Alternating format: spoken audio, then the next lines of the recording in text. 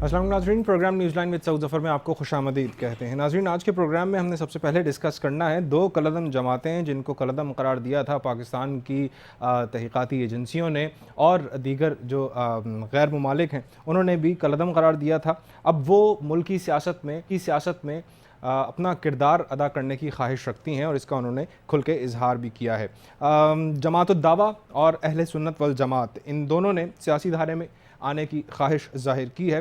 अब ये भी कहा जाता है कि पंजाब हुकूमत कलअदम जमातों की सरपरस्ती करती है। कभी राना सनाउल्लाह का नाम लिया जाता है, कभी किसी और शख्स का नाम लिया जाता है जिसका डायरेक्ट लिंक बनता है पंजाब हुकूमत के साथ या मुस्लिम लीग नून की आला क़यादत के साथ। इन पर ये इल्ज़ामात हैं या कोई हकीकत भी है।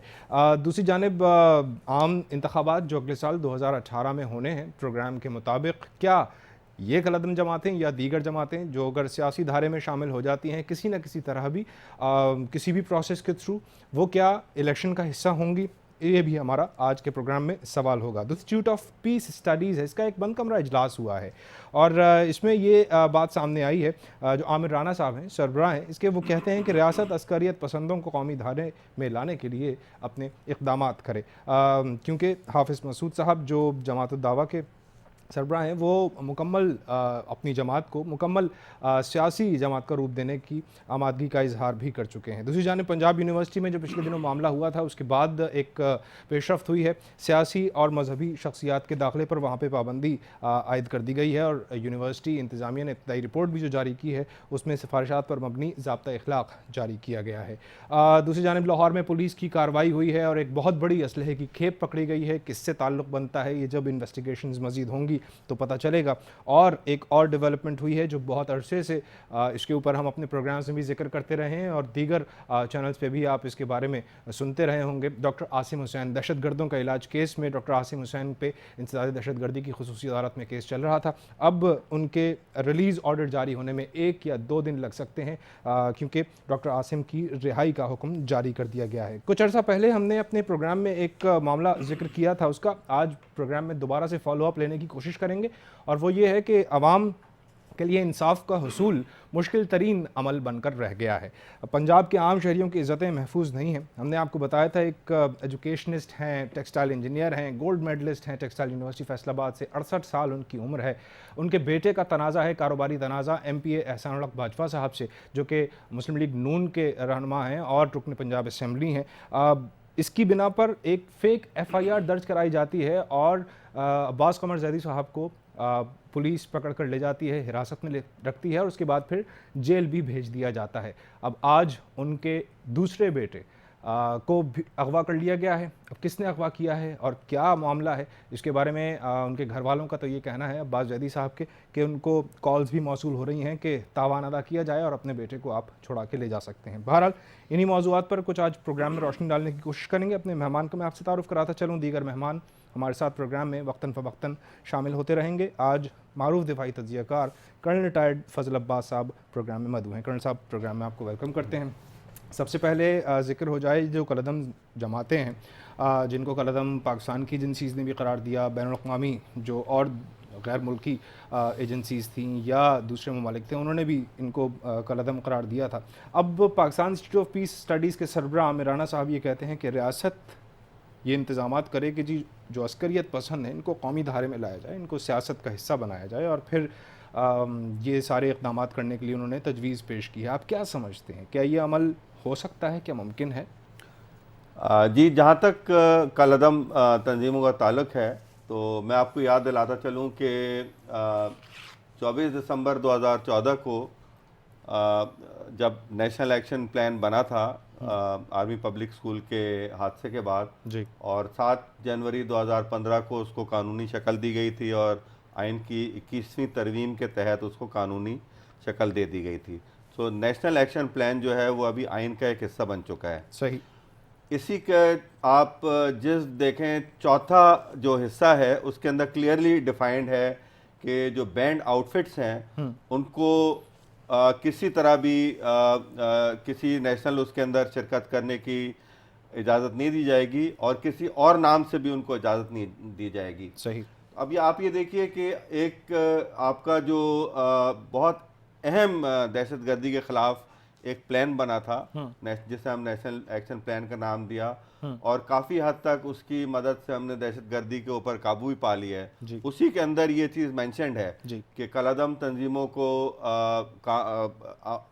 नहीं हिस्सा लेने दिया जाएगा और किसी और नाम से भी नहीं लेने दिया जाएगा। तो ये जो आप तंजीम या जो भी इंस्टीट्यूट का नाम ले रहे हैं, तो इनकी बात में थोड़ा एक लिहाज से हो सकता है कि मुझे नहीं पता कि किस पैराए में उन्होंने ये बात की है। लेकिन आप क्या समझते हैं नेशनल एक्शन प्लान की मौजूदगी में, उसकी तमाम शिकों को सामने रखते हुए, क्या ऐसा मुमकिन है आम इंतखाबात 2018 में जब होते हैं तो ये कलअदम जमातें इलेक्शन में हिस्सा लेंगी? देखिए, ये तो हुकूमत ने खुद डिसाइड किया था कि कलअदम तंजीमें जो हैं वो कौमी धारे का हिस्सा नहीं बनेंगे। सही। और ये एक डॉक्यूमेंट बन चुका है जो आइन का हिस्सा बन चुका है। सही। तो अगर आप उनको इलेक्शन की इजाज़त दे देते हैं तो वो तो आइन की खिलाफ वर्जी होगी। जब माइंडसेट चेंज करने की बात की जाती है और ये शिद्दत पसंदी की सोच रखने वालों को चेंज करने की बात की जाती है, तो फिर क्या इस बारे में और इस तरह की बातें जब सामने आ रही हैं कि कलअदम जमातें अगर उनको कलअदम करार दिया तो पाकिस्तानी एजेंसीज़ ने, हुकूमत ने ही उनको करार दिया था, अब उनको सियासी धारे में लाने के लिए इक़दाम किए जाएँ, तो ये क्या आपको कहीं कोई रब्त नज़र आता है इन दोनों चीज़ों में?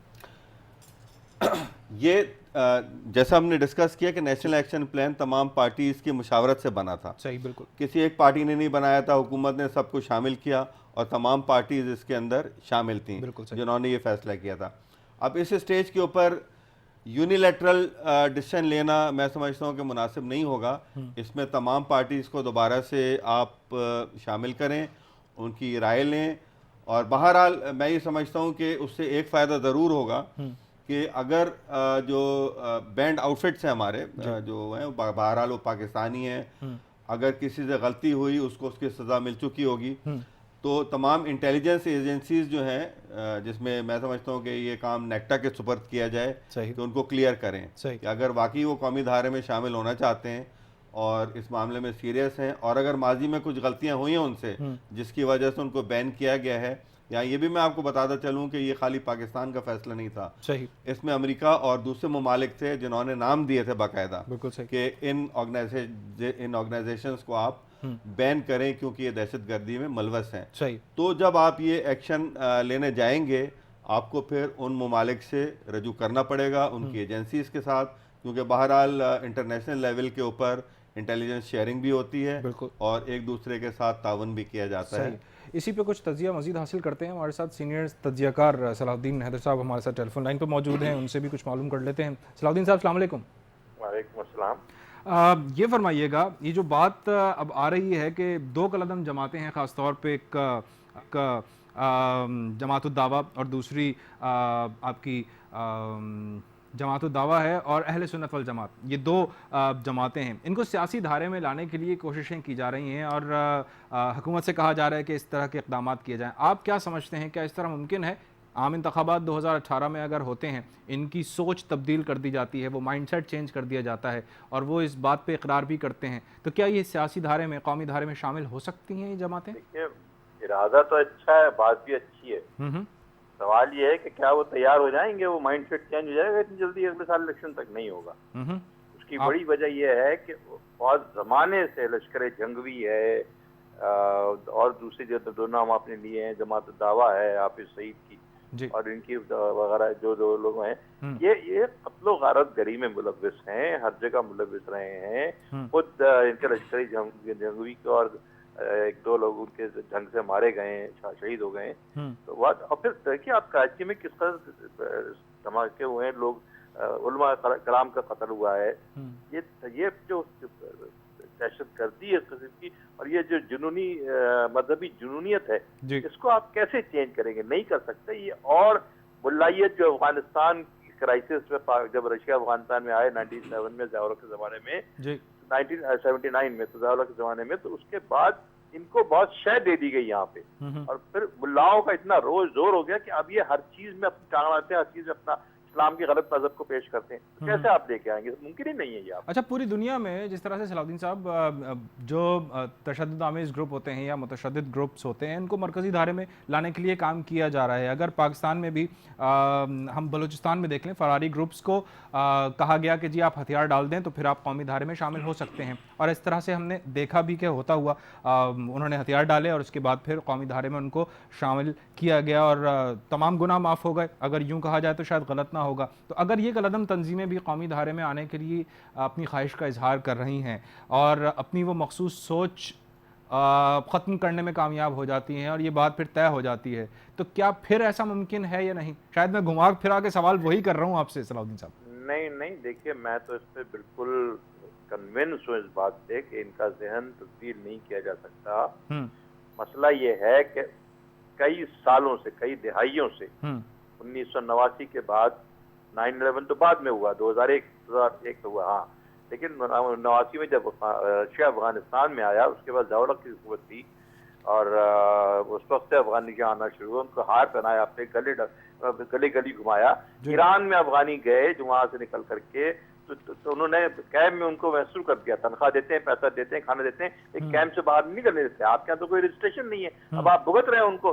तालिबान आ गए, दहशतगर्द आ गए, तो अल्लाह भला करे जनरल राई शरीफ का, आर्मी का, कि उन्होंने उनका नेटवर्क तोड़ डाला और अब दहशतगर्दी से आपको बड़ी हद तक निजात मिल गई है। होती तो रहेगी, अभी छोटी मोटी इधर धमाके होते रहेंगे, उसको आप रोक सकते, लेकिन आप अगर आज पुरज़्म रहे और कौम ये करती रही और आर्मी अपनी हिम्मत से काम लेती रही, तो उसमें आर्मी के 5000 आदमी लोग शहीद, अफसरान भी और जवान भी शहीद हो चुके हैं और कुर्बानी दी है पाकिस्तान आर्मी। और ये भी मैं कह दूं आपको कि पाकिस्तान आर्मी दुनिया की पहली फौज है, पाकिस्तान दुनिया की तारीख में जिसने गोरिल्ला जंग जीती है।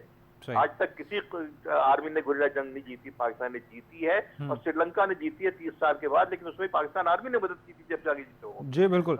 अब इसको हमारी एक तारीख है, उस तारीख को आप कैसे बदल देंगे ओवरनाइट? अच्छा, इसको आप 15-20 साल में अगर कोई आहिस्ता आहिस्ता आहिस्ता कोशिश की जाए तो हो सकता है, ही हो सकता है। परसों की तारीख है ना इनकी दहशतगर्दी की। सही। आप इसको किस तरह से देखते हैं? अगर इल्ज़ामात लगाए जाते हैं, चाहे वो कितनी हकीकत पे मबनी हो, कि पंजाब हुकूमत अक्सर बेशतर दहशतगर्द ग्रुप या कलदम जमातों की पुश्तपनाही करती रही है, उनके रवाबित के इल्ज़ामात लगते रहे हैं, और फिर हमने रुकन पंजाब असम्बली इलेक्ट होते हुए देखे भी जिनका ताल्लुक़ कलदम जमात से है, तो फिर ये बात सिर्फ इल्ज़ाम की हद तक ही रहती है या फिर हकीकत से कहीं इसका ताल्लुक़ बनता है?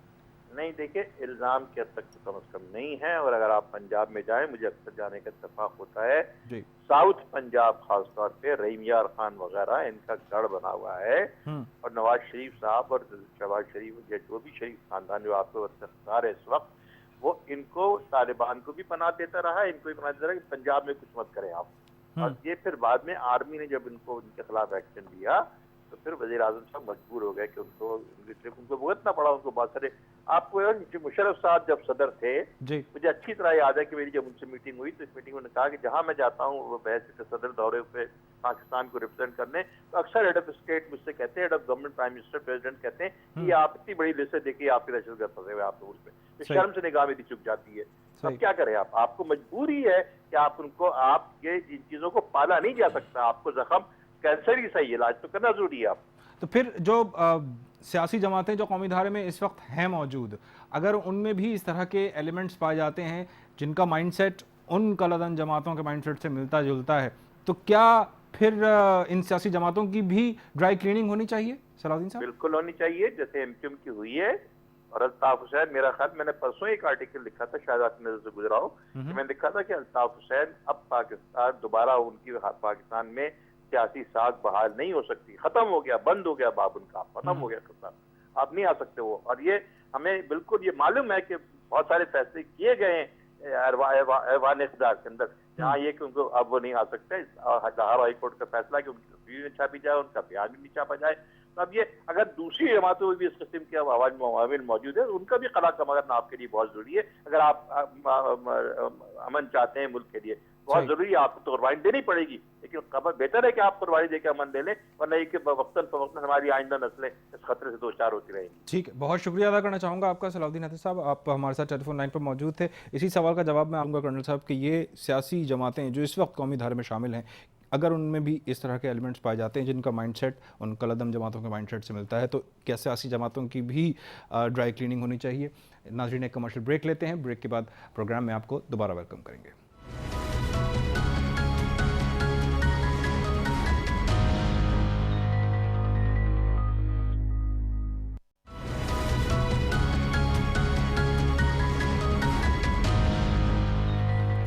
ब्रेक के बाद आपको कहेंगे प्रोग्राम में एक बार फिर खुशामदीद। कर्नल साहब, वही सवाल दोबारा से मैं आपसे पूछूंगा जो सलाहुद्दीन हैदर साहब से पूछा था ब्रेक पर जाने से पहले। माइंडसेट अगर जो कलदम जमातों में पाया जाता है, अगर जो सियासी जमातें इस वक्त धारे में, कौमी धारे में मौजूद हैं, उनमें कुछ ऐसे एलिमेंट्स पाए जाते हैं, उनके कुछ रहनुमा, उनके कुछ किरदार ऐसे हैं, तो क्या उनकी भी सफाई होनी चाहिए, उनकी भी तत्हीर का अमल होना चाहिए? देखिए, ये कहीं डिफाइंड नहीं है कि किस माइंडसेट के लोग किस पार्टी के अंदर जाएंगे। सही।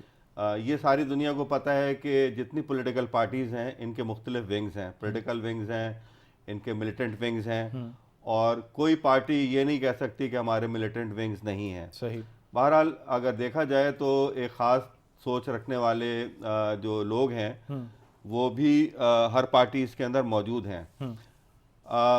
आपका सवाल, अगर इस तरह के एलिमेंट्स जो कि माइंडसेट रखते हैं कलदम जमातों से मिलता जुलता, कौमी धारे में शामिल जो सियासी जमातें हैं वहाँ पे पाए जाते हैं, तो उनकी भी ड्राई क्लीनिंग होनी चाहिए? बिल्कुल होनी चाहिए, और ये उन सियासी पार्टीज़ की जिम्मेदारी है कि अगर वो देखते हैं कि उनके यहाँ कोई एक्सट्रीमिस्ट एलिमेंट्स हैं, क्योंकि आप ये देखिए कि हम जिक्र कर रहे थे नेशनल एक्शन प्लान का, तमाम पार्टीज़ ने मिल के बनाया था और उससे बहुत दहशतगर्दी पे काबू पाने में काफ़ी कामयाबी हुई है। जी बिल्कुल। इसका मतलब है कि सब पॉलिटिकल पार्टीज चाहती हैं कि मुल्क से दहशतगर्दी ख़त्म हो, और जब सब चाहती हैं तो फिर वो अपने अंदर सफाया भी करें। अगर हर पॉलिटिकल पार्टी में लाखों लोग हैं जो उनके मेंबर हैं, उसमें लाजमी बात है कुछ ना कुछ एंटी सोशल एलिमेंट्स भी होंगे, कुछ एक ख़ास माइंडसेट रखने वाले भी होंगे। तो बड़ा ज़रूरी है कि कोड ऑफ कंडक्ट दिया जाए पॉलिटिकल पार्टीज़ को, और इस किस्म के लोगों को निकाल के बाहर किया जाए। जहाँ तक ताल्लुक़ है कि दहशतगर्दी का और इस किस्म के लोग, तो मैं आपको बताता चलूँ कि हुकूमत की रिट को कोई चैलेंज नहीं कर सकता। सही। अगर हुकूमत सीरियस है, जैसे अभी हुकूमत सीरियस हुई, दहशतगर्दी पर हमने काफ़ी हद तक काबू पा लिया है, और इसके अंदर मैं कहूँगा कि बिल्कुल सही फरमाया इन्होंने, सलाहुद्दीन हैदर साहब ने, कि हमारी फ़ौज का बहुत बड़ा रोल है, मेजर रोल पाकिस्तान आर्मी का है। पहले जनरल राहिल शरीफ थे, बहुत बहादुरी के साथ उन्होंने काउंटर किया टेररिज्म को, और अभी जो हमारे मौजूदा chief of the army staff हैं जनरल कमर जावेद बाजवा, बहुत दिलेर और निडर और बहादुर कमांडर हैं, and he also leads from the front. आप देखें कि जहाँ कहीं कुछ होता है वो फ़ौरन उस जगह पर पहुँच जाते हैं, और एक अभी नया उन्होंने ऑपरेशन शुरू किया रद्दुल फसाद जी। इसको इतना प्रोपोगेट नहीं किया गया, लेकिन इसके अंदर कामयाबियां बहुत हासिल हुई हैं, और ये फोकस्ड है, and it is across the board. बिल्कुल ये फोकस्ड है। ये पंजाब में भी एक्शन हो रहा है, ये केपीके में भी हो रहा है, बलूचिस्तान में भी हो रहा है, और सिंध में भी हो रहा है। सही। लेकिन अभी शायद कुछ वजूहात हों जिसकी वजह से इसको इतना प्रोपोगेट नहीं किया गया, लेकिन कामयाबियां बेइंतहा हैं, और मैं समझता हूँ कि ये नए chief of the army staff general Bajwa की बहुत बड़ी कामयाबी है आते के साथ ही। सही। हमारे साथ जैसे टेलीफोन लाइन पर मौजूद हैं सीनियर सहाफ़ी और तज़कियाकार ताहिर हसन खान साहब, उनसे भी इसी मौजू पर कुछ जान लेते हैं। ताहिर साहब, अस्सलाम वालेकुम। वालेकुम सलाम। ताहिर साहब ये फरमाइएगा आई एम सॉरी ताहिर साहब ये फरमाइएगा, जो माइंडसेट जो दहशतगर्द या शिद्दत पसंद तंजीमें हैं, या जो बैंड आउटफिट्स हैं, जो कलदम जमातें हैं जिनको कहा जाता है, अगर वो माइंडसेट सियासी जमातों में भी जो इस वक्त कौमी धारे में शामिल हैं पाया जाता है, तो क्या उन एलिमेंट्स की भी सफाई मुमकिन है, करनी चाहिए, ताकि उनको भी ड्राई क्लीन करके कौमी धारे में उसी तरह से शामिल किया जाए, और फिर सियासी जमातों के ऊपर से भी ये बदनुमा दाग हटे कि जिस तरह से पंजाब हुकूमत पर इल्ज़ामात लगते हैं कि वो दहशतगर्द और कलदम जमातों से, ऐसी तंजीमों से राब्ते रखते रहे हैं? देखिए, एक तो जाहिर है कि एक माइंडसेट ये आज का नहीं है, ये अगर आप पीछे चले जाएं तो अफगान जहाज से ये माइंडसेट शुरू हुआ था, और वो इतना ज्यादा प्रिवेल कर गया है कि सारा का सारा वो माइंडसेट सियासी जमातों में भी प्रिवेल कर गया है, और वो ना चाहते हुए भी उसको कंट्रोल नहीं कर पाते। सही। और कोशिश बार बार ऐसा लगता है कि वो कोशिश करते हैं, लेकिन चूंकि ये माइंडसेट जो है इतना मजबूत है और उसमें उसकी जो बैकिंग है चाहे वो पब्लिकली हो चाहे वो दूसरे इदारों की तरफ से हो, वो इतनी मजबूत होती है कि वो उनको रोक नहीं पाते हैं। और यही वजह है कि आप देखिएगा कि तमाम जगहों पे ऑपरेशन हो गया है, सिंध में, बलूचिस्तान में, केपी में जी। पंजाब में चूंकि माइंडसेट ज्यादा मजबूत हो गया है और वहाँ पे ज्यादा बैन तंजीमें काम कर रही हैं, तो उनको रोकने में भी बड़ी मुश्किलात पैदा हो रही हैं। लाहौर में एक बड़ी खेप भी पकड़ी गई है असलहे की। देखिए ये तो मैंने अर्ज किया ना कि ये ओवर द एयर बहुत मजबूत हो गए हैं, इनके नेटवर्क बहुत मजबूत हैं और ये इनको एक अरसे तक यानी बहुत बैकिंग रही है, तो उसकी वजह से ये इनके वो भी ज्यादा है, एसेट भी ज्यादा होंगे, इस तरह की एक्टिविटीज भी ज्यादा होगी और वो नजर भी आती है और वो उसका इन्फ्लुएंस इतना ज्यादा पॉलिटिक्स पे आ गया है कि आप देखिए कि पीपल्स पार्टी को बाकायदा थ्रेट करके 2013 के इलेक्शन में बाहर कर दिया गया। सही। और वो एक इतना बड़ा एक्शन था कि आज तक पीपल्स पार्टी उस थ्रेट से मेंटली तौर पे बाहर नहीं आ पाई है। आज भी खौफ उन पे तारी है और यही सूरत हाल दूसरी जमातों में भी है। सही। कराची में भी जो है वो MQM ने थोड़ा बहुत रजिस्ट किया था, लेकिन फाइनली उसका क्रैकडाउन हो गया, तो अब ये फोर्सेस फिर प्रिवेल कर गई हैं और मैं समझता हूँ कि अब फिर एक ऐसी सूरत हाल यहाँ कराची में भी डेवलप हो रही है कि लोग खौफजदा हैं और क्योंकि जिस तरीके से पकड़ा जाता है लोगों को, जिस तरीके से असला बरामद होता है और जिस तरीके से उसका मीडिया में एक्सपोजर होता है, तो ये खौफ और राज और बढ़ रहा है। सही। इतने मजबूत हैं और इतने ज्यादा इनके पास वसाइल हैं, तो इनसे कौन लड़ेगा? अच्छा, ताहिर साहब, तो एक और इतना कर पा रही है। सही है, आपने बिल्कुल वजह फरमाया। एक और बात है वो ये कि जैसे दो जमातें, कलदम जमातें हैं, जमात दावा और अहले सुन्नत वल जमात, इन दोनों की ख्वाहिश है कि वो सियासी धारे में शामिल हों। आप क्या समझते हैं, नेशनल एक्शन प्लान में तीसरा चौथा ही पॉइंट है जिसके मुताबिक जो बैंड आउटफिट्स हैं वो किसी दूसरे नाम से अब काम नहीं कर सकती इस मुल्क में। अब नेशनल एक्शन प्लान की मौजूदगी में इस तमाम सूरत हाल में क्या ये मुमकिन है इलेक्शन 2018 जो कि आम इंतखाबात होने हैं अगले साल, उसमें ये दोनों जमातें हिस्सा ले सकेंगी? देखिए मैं ये समझता हूँ कि अगर एक तो नाम के हवाले से अगर बैन है तो यकीनन उनको नाम बदल के अपनी जमात बनानी पड़ेगी और अगर किसी पार्टी का हेड जो है वो अगर किसी हवाले से कंट्रोवर्शियल है या उसमें कानून के दायरे में आता है तो वो भी जाहिर है कि नहीं हो सकता। लेकिन अगर ये सियासत में आना चाहती हैं, सियासत करना चाहती हैं, इलेक्शन में हिस्सा लेना चाहती हैं, तो मैं समझता हूँ इनको इजाजत दी जानी चाहिए और ये लड़ें इलेक्शन। और इनको भी जो है एहसास होना चाहिए कि अवाम का वोट किस तरह मांगा जाता है, किस तरह अवाम की मर्जी को जो है वो उस पर चलना पड़ता है और उनको देखना पड़ता है। तो इनको अगर ये इलेक्शन में जाना चाहते हैं, सियासत करना चाहते हैं, यकीनन करने दें। लेकिन इनका वो जो बैन और इलीगल जो एक्ट है वो उसको जो है मैं समझता हूँ कि एग्जेम्प्ट नहीं किए जाने चाहिए। सही। अच्छा, आप ये किस तरह से इस पे तजिया करेंगे? सिंध हाई कोर्ट ने अब डॉक्टर आसिम हुसैन की, जो कि दहशतगर्दों के इलाज के मुतालिक ही केस था, उसमें अब इनकी ज़मानत मंजूर हो गई है, रिहाई इनकी भी अमल में आ जाएगी जिस तरह से जैसे ही वो उनके रिलीज़ ऑर्डर इशू होते हैं। दूसरी जानिब शर्जील नाम मेमन साहब, जो कि वो भी करप्शन का मामला था, टेरर फाइनेंसिंग उससे लिंक करती है, उनकी भी वो भी ज़मानत पर हैं। कुछ दिनों में उनकी शायद हम केस में पेशरफ्त देखेंगे क्या होती है। आप सिंध में इस सारे अमल में आप क्या देखते हैं? कुछ काम हो रहा है या सिर्फ सियासत हो रही है? देखिए मैं ये समझता हूँ कि ये सारा का सारा जो है ये पॉलिटिकली मोटिवेटेड था सारा ऑपरेशन, और जिस तरीके से और जिन चीज़ों को सामने रख के या जिन क्राइम के हवाले से इनके खिलाफ एक्शन किया गया था वो उसमें सारा एक्सपोज हो गया है, नाकाम हो गया है, इन्वेस्टिगेशन नहीं हो सकी है और ये सारा का सारा मालाफाइड लगता है। इसीलिए मैं समझता हूँ कि कोर्टों ने बहुत तवील अरसा इस पर इंतजार किया और जब ये देखने में आया कि इस पर कोई साबित नहीं किया जा रहा है, इसलिए कि आपने इतना बड़ा अमाउंट जो है डॉक्टर आसिम पर लगा दिया कि वो तो कहीं से प्रूव हो ही नहीं सकता। सही। और इसी तरह शर्जील मेमन पे जो इल्जामात लगाए गए, उनके साथ जो केस में जो दूसरे 14-15 लोग थे उनकी तो 2 साल पहले ही जमानतें हो चुकी हैं।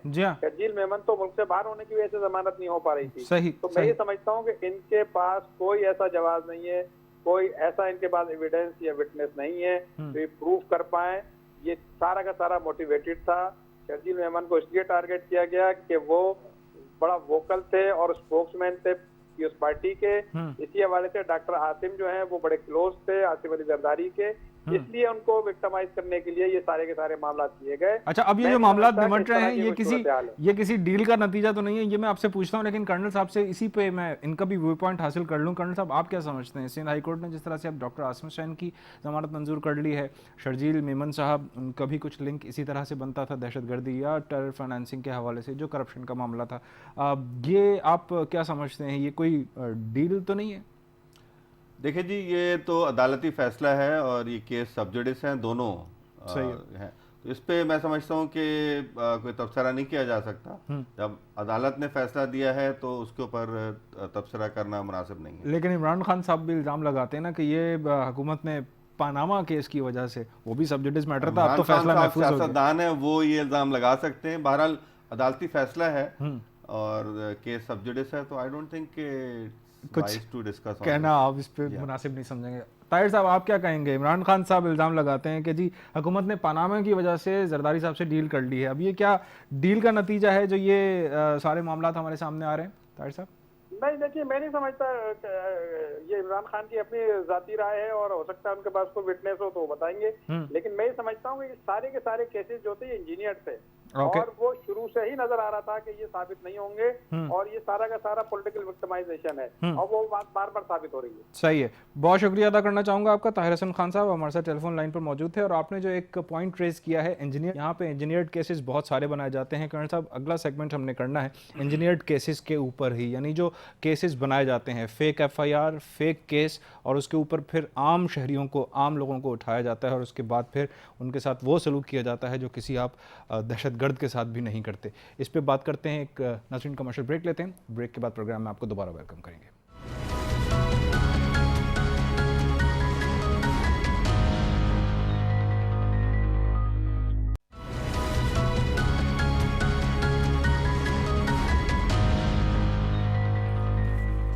ब्रेक के बाद आपको कहेंगे प्रोग्राम में एक बार फिर खुशामदीद। नाज़रीन, कुछ एक हफ़्ता कबल हमने प्रोग्राम में डिस्कस किया था सुबह पंजाब का मामला है।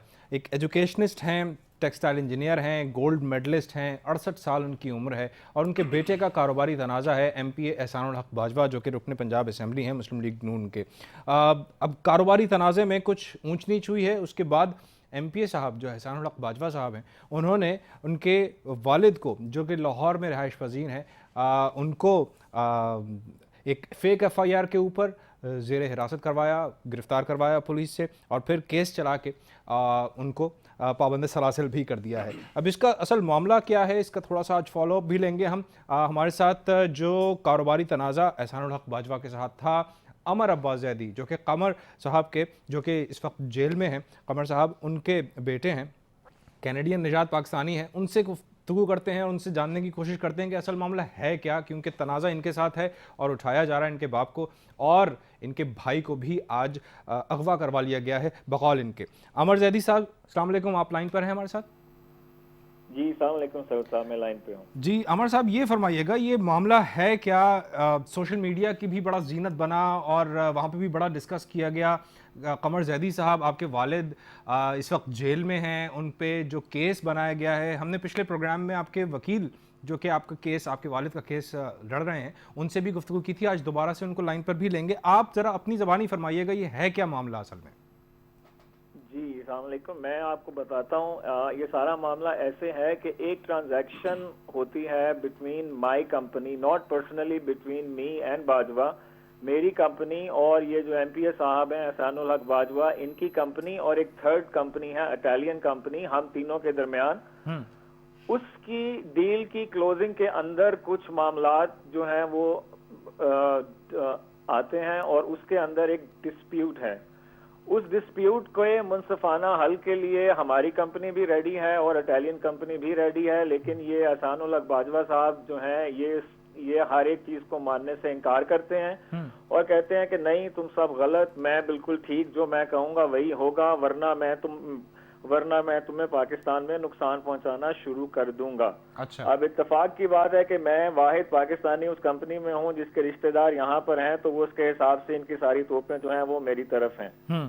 दूसरी इसके अलावा मैं आपको क्या बात बताऊं, और अगर कोई ऐसा इनके पास वाकई, अब जिस तरह जो MPA पाकिस्तान में सारी मशीनरी इस्तेमाल करके एक किसी को झूठी FIR में जेल भिजवा दे, अगर उसके पास वाकई ही कुछ सच्चा प्रूफ ऐसा है कि मैं उसका देनदार हूं, तो वो सच्चे केस क्यों नहीं करता? सही। एक सच्चे आदमी को झूठे केसेस करने की क्या जरूरत है? आपने यहाँ पे अथॉरिटी से गुफ्तगू करने की, बात करने की कोशिश की है, उनसे मामला रेज करने की कोशिश? हमने जो है, आपको मेरे लॉयर ने भी बताया है, हमने यहाँ से तकरीबन पंजाब के हर अथॉरिटी, आप इसको चाहे स्पीकर पंजाब असेंबली ले लें या शहबाज शरीफ साहब को कंप्लेंट लिखना कह लें या 8787 के ऊपर कंप्लेंट कह लें या आप हाई कोर्ट से राब्ता कर लें, बल्कि हाई कोर्ट ने, इन्होंने ये हरकतें पहले से करते आ रहे हैं और हाई कोर्ट ने CCPO साहब को, कि जो इनके बड़े जान पहचान वाले हैं, जिन्होंने पहले भी हमारे वालदैन को बड़ा परेशान किया, उनको रिटर्न तनबीह भी कर चुके हैं कि भाई आप इस मसले से बाज रहें।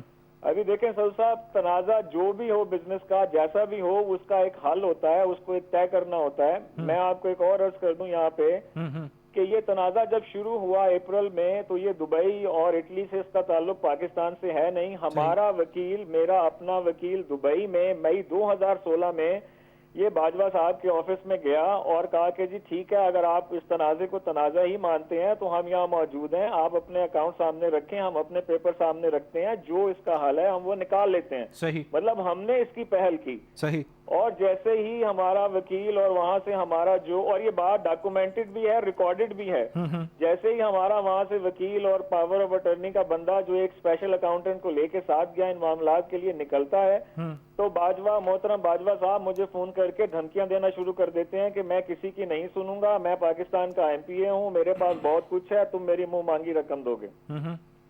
कोई आपकी मदद करने के लिए, कोई मदद करने के लिए आपकी आगे आया है अथॉरिटीज में से? किसी ने बात सुनने के लिए रजामंदी? अथॉरिटीज में मदद करने, मैं ऐसी बात नहीं करूंगा कि कोई भी नहीं आया। कुछ पसे पर्दा लोग हैं जो इस मसले को हल कराने के लिए जो हेल्प में हैं। बट अभी हमारा मसला तो देखें ये है कि एक तो मेरे वालिद साहब को, जिनका दूर दूर तक किसी इस मसले से ताल्लुक नहीं, मेरे भाई का इस मसले से ताल्लुक नहीं। सही। एक को पंजाब पुलिस ने डेयरी दूध के काम के लिए, एक कुछ शख्स है, उसका कोई एक दूध की दुकान है, उसके ऊपर 10 करोड़ का उनके ऊपर जाली चेक और मुकदमा डाल के उनको रखा हुआ है। और मेरे भाई को कल सुबह इन्होंने लाहौर से, सिंध की पुलिस लाहौर जाके मेरे भाई को लाहौर से उठा के नवाबशाह लेकर आती है और रास्ते में कॉल करवाती है मेरे भाई से, मेरी माँ को, कि जी अगर आपने बाजवा साहब को पैसे नहीं पहुंचाए तो आपका हाल बुरा होने वाला है। मतलब इस तरह की जुडिशरी जो है ये है।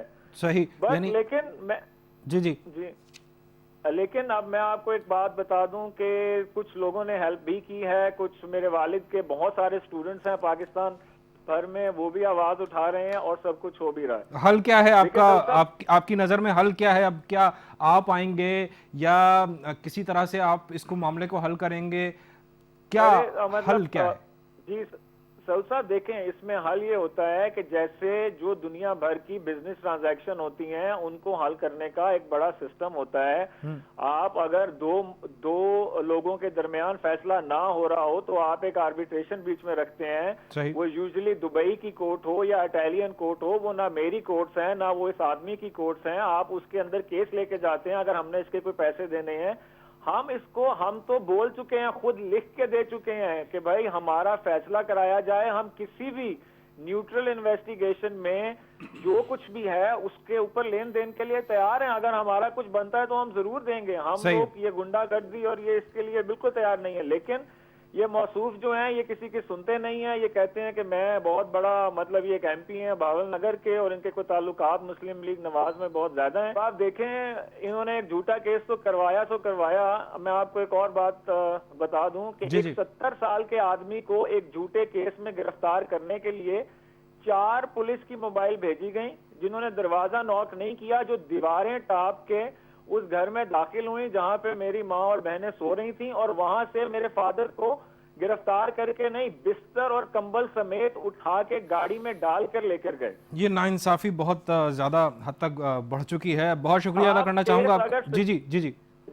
जी कहिएगा। हमें देखें, अगर जो आप केस जो सच्चे भी होते हैं उन पे अगर पहले कोई FIR होती है, दोनों फ्रीकैनों को बुलाया जाता है, फाइनेंशियल डिस्प्यूट, अगर जो इन्होंने अभी मेरे फादर के ऊपर केस डाला हुआ है, आप दोनों अफ्रीकन को बुलाते हैं, उनसे बात करते हैं, उसके बाद ये चेक के और ये फ्रॉड के मामला आगे चलते हैं। अगर केस सच्चा हो, आई मीन इस केस के अंदर वो तफ्तीश भी खुद ही हो गई, उसके वारंट भी खुद ही जारी हो गए, और फिर एक 70 साल के बूढ़े को जो मतलब घर में अकेला रहता है उसको भेजने, सिर्फ अपनी फोर्स दिखाने के लिए, अपनी बदमाशी दिखाने के लिए सही है 4 पुलिस की मोबाइल भेजी जाती हैं जो दीवारें टाप के अंदर जाते हैं और घरों में इज्जत के साथ सोए हुए लोगों को कंबल समेत उठा के लेकर जाते हैं। सही, नाइंसाफ़ी बहुत ज़्यादा हद तक बढ़ गई है। अमर अब्बास जैदी साहब, हम उम्मीद करते हैं कि शायद कहीं से इंसाफ आपके लिए मुमकिन हो पाए। बहुत शुक्रिया अदा करना चाहूँगा आपका, आप हमारे साथ टेलीफोन लाइन पर मौजूद थे। अब कर्नल साहब, ये नाइंसाफ़ी, असर व रसूख का बेजा इस्तेमाल, नाजायज़ इस्तेमाल, मामला तो ये भी सब जुडिस है, शायद आप इस पर भी ज़्यादा कुछ ना कह सकें, लेकिन फिर भी ये सारी चीज़ें आप देखते हैं इस माशरे में पाई जाती हैं। देखिए, जहाँ तक हमारा माशरा है तो ये चीज़ें एक आम बात है। माइट इज़ राइट वाली बात है। ताकतवर आदमी जो है वो कमज़ोर आदमी को दबा देता है। और ना सिर्फ मैं इंडिविजुअली कहूँगा, बल्कि आप ममालिक की मिसाल ले लें जी, आप भारत की मिसाल ले लें, वो कश्मीर में क्या कर रहे हैं। बिल्कुल, उन्होंने जुल्म और बर्बरियत की इंतहा कर रखी है। बेगुनाह लोगों का रोज़ाना कत्लेआम हो रहा है, दुनिया की आंखें बंद हैं। अमेरिका ने इराक पर हमला किया केमिकल वेपन्स रखने के इल्जाम में, और बाद में जी हाँ, मास डिस्ट्रक्शन। उसके बाद में जब पता चला कि ऐसी बात नहीं है तो अपोलोजाइज कर लिया। माइट इज राइट वाली बात है, ममालिक भी कर रहे हैं, ये इंडिविजुअल्स भी कर रहे हैं। पाकिस्तान में बहरहाल ये बदतरीन सूरत हाल है।